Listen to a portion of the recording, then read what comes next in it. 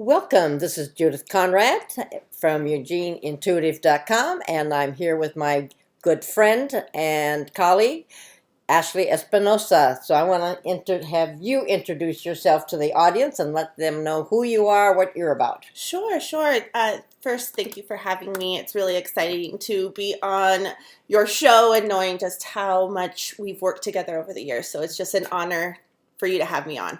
I'm Ashley Espinosa. I am a mom. I am a wife. I work in the community at a nonprofit, and we support folks that maybe have high barriers into good paying jobs, and how do we work in partnership to support that. So that's like my 9 to 5 and a bunch of other things. But grew up in Lane County, Oregon, grew up around the Eugene area, and we've met in 2016-ish. Right. Around there, yeah. Yeah, in networking groups, Yeah. greeters, a different, like I said, I was a network queen. Queen. You still are. I mean, you still are. So yeah, definitely a good mentor and person to kind of see that ease and that authenticity while you are networking with people that really do have influence or are leaders in the community. So right. cool. Also with Next Step Recycling, a nonprofit, we like to get our nonprofits out there.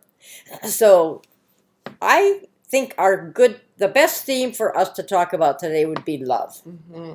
So what do you think of what is love? When we kind of landed on this topic, because I know we talk about it a lot when we work together,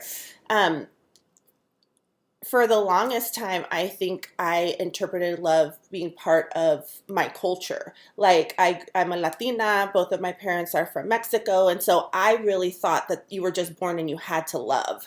Oh. I mean, for the longest time, Right. like I was like, is there really another option than to love your family? And so I wasn't given a chance to really put a action or definition. I kind of just tied it to family and culture. Right, and different cultures have different ways of expressing love. Sure. For example, the Germans are much more reserved, except when you get them out.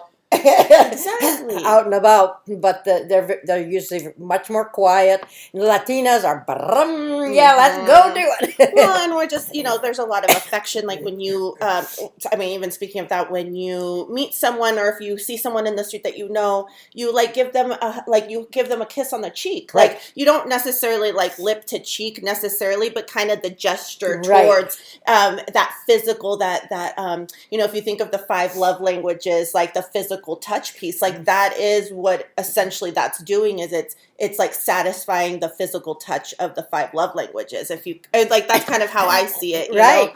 And just on one cheek or both? And I think it depends. Like my best friend, her dad is amazing Persian man, and he does both sides. Both sides. My right. dad only does one side. I think, and really, I think that's where then when I really like started rooting into what love really means, and kind of to this is how do you create the space to be open-minded to the 2 or the 1. Like, I feel actually that is the love piece. Okay. Like, being able to adjust and adapt to the people that you are in relation with and appreciate them for who they are and what they bring to the table. Because one for me or 2 doesn't really make a big difference, but maybe for them, it makes a much more of a bigger difference than for me, So, one of the differences between unconditional love and conditional love, you had given a couple examples, and so I'd like to have you share just a little bit about that. Yeah, I mean, I think back to, where you define, like, what is your definition of love or even unconditional love? I think that can be a really big slippery slope. Right. Because even if there's like a margin of difference of interpretation, the expectation is then very different. And so with unconditional love for me is around seeing someone, being fully considerate of someone. They may be difficult to somebody else. They may not have the correct language or maybe not the correct this, but I can see past that and I can appreciate the person for who they are. Oops, we just about lost that. I think we're fine. We're fine. There we are. So I feel like that's unconditional love now. For me, it's not necessarily like not having boundaries and, you love anyone for who they are. I feel like when you have that opportunity to see each other, then it's again, like, I think your mind just becomes more open. Right. To those things. So that's unconditional to me. And for me, it's a friend and I had a discussion about that and about being genuine, as you said, and being heard. If I'm being heard, then it makes it. If I feel acknowledged, and if I do something, and who isn't perfect, everyone's perfect out there, but sometimes you do something and can the other person forgive? And am I comfortable with that person? Can I share at the deepest level? And I think that's where I really do lead with consideration, because I feel like that's when you can kind of step back and say, maybe they were having a bad day. Could be. Maybe they completely misunderstood, or, they're always kind of coming at it with best intent and not coming at it with already like explain yourself, type of thing, because that's the other thing, is that I feel like love is, it's as abundant as we want to create it. Ooh, that's a nice expression. You like that? I like that one. Oh, that was a love. Oh, yeah. See, I didn't know this for years, honestly. I didn't know that my love language was really physical touch until I did that report that I shared with you with that a friend of mine did this personality, 18 questions. I don't ask a lot of questions. I usually just say yes to things. Why I'm probably here right now. Just kidding. But no, and so and it came up that my love language was physical touch, and then now that I'm kind of on this this journey of listening, right, slowing down, yes, and all of and all of those things, I think that it gives me a chance to understand it just a little bit better. Love it. And being able to laugh.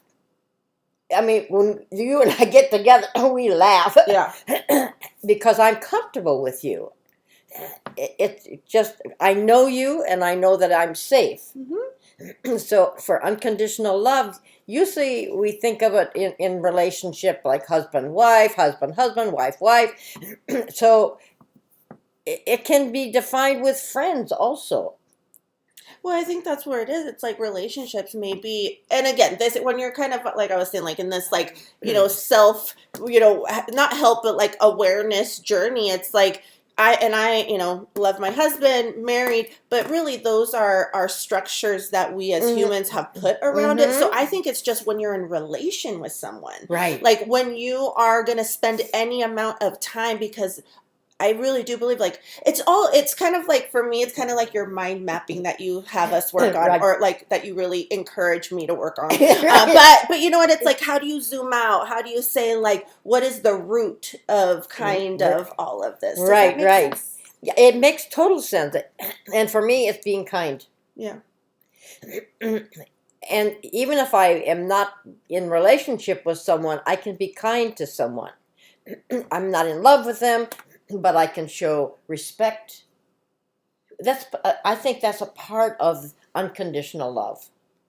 But yeah, and maybe that's for yourself, right? Like maybe unconditional love of yourself, because that's the other thing is when do we know, when can we do, maybe that's what it is. It's like the unconditional love is with yourself, and then when you can do that, then love just happens naturally. And people, I believe this, I feel like people that will be together, or not romantically, just in relation, are going to be together, and potentially, down the road, it's kind of like the reason season lifetime. Like, you know what I mean? Like love doesn't have to mean like like permanent. Right. I Right. feel like it's an action. And it's also, I was kind of like doing my research too, because I was like, like I shared earlier, it's been an evolution for me to even have my own definition of what love or unconditional, Right. Love is. And it was interesting as you kind of like go down the route, it goes to like having affection. And then when you think of having affection for folks, the root cause, the like Latin root for that is around influence. So then you think love back to kind of like my consideration. I feel like the person around me is influencing me to adapt or to just be at the same harmony as them, not copy them, not appease them, but our heart, kind of like when you are with someone and they say eventually your heartbeats kind of go together. Right. There's this natural, because you're in this consideration that you just kind of have this harmony. And another factor on that is one doesn't have to be with the person to love them. Right. Yeah. I mean, sometimes I don't see my friends for 2 weeks, 3 weeks at a time. But yeah, when we get together, and I have my friend Barbara from Pittsburgh, Pennsylvania. Hi, Barbara. When she comes to visit, I pick her up at the plane, and it's like we finish the last sentence when we said goodbye, maybe a year ago. So it's just like we're in sync, and yet we don't talk a lot. Facebook. Do you believe in love at first sight? I think of lust at first sight. Whoa! I don't have a good-looking man go around this corner right now.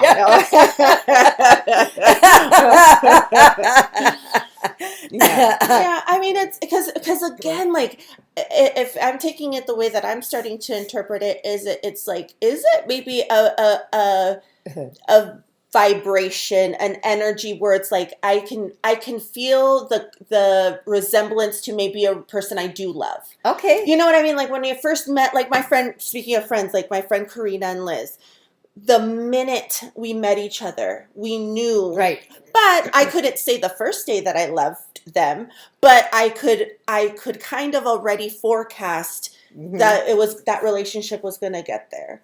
You know what I mean? Not always. I know that's not always the case, but I do feel like that can happen when you do feel love at first sight. I don't think it happens to everybody or in all cases, of course. But. And it could be a hate at first sight. Yeah. Well, yeah. And I think it's try about not to. right. Try not to. I know, but see, it sometimes comes up, and I think it's from past lifetimes. Maybe we were enemies in a past lifetime, and I see this person, they trigger me, and I've been really working on this to level everything out, even the highs and the lows, bring them to a level place, because sometimes when we get so excited, so much in love, it's like, whoa. So if I can bring it down, and then my mind can get in there and analyze, is this relationship going to be good for me? Yeah. Beneficial for them and for me. But that past lifetime, I've explored that quite a bit. Yeah, no, it's an interesting concept, and I'm just now getting, more in touch with that, and again, you're really helping me understand those concepts more. But it makes a lot of sense because I work really hard to not judge without knowing someone. Right. So I don't normally like lead with not liking a person, but I do see that whole thing of like. It reminding you, kind of like the smell, like kind of like PTSD, like you smell something and it kind of reminds you, where it's like there's something about that person that it just gives me this remembrance that it wasn't pleasant potentially or whatever. A trigger, yeah. Right. So it's all very I guess at the end of the day, I feel like love is just very emotional, and I think that's where your caution even comes from. It's like if you let yourself go without really having those considerations, it's a very emotional just wave. It's beautiful, but it's a wave. I see it. And you had mentioned self-love, and I think that's most important right now, because there's a lot of stuff going on out there, and I'm sure all of you experience it. So if I don't love myself, and at one point in my life, I realized that I could be my own worst enemy. So I started using this mantra of I am so loved. And I would slow down and I would breathe it in. I am so loved. Wow. When I started doing that, people noticed that I wasn't with a chip on my shoulder anymore because I was loving myself, and because my ego wanted to get in there and say, well, blah, blah, blah, you know. So when I could bring it down to I am so loved, it was pretty awesome.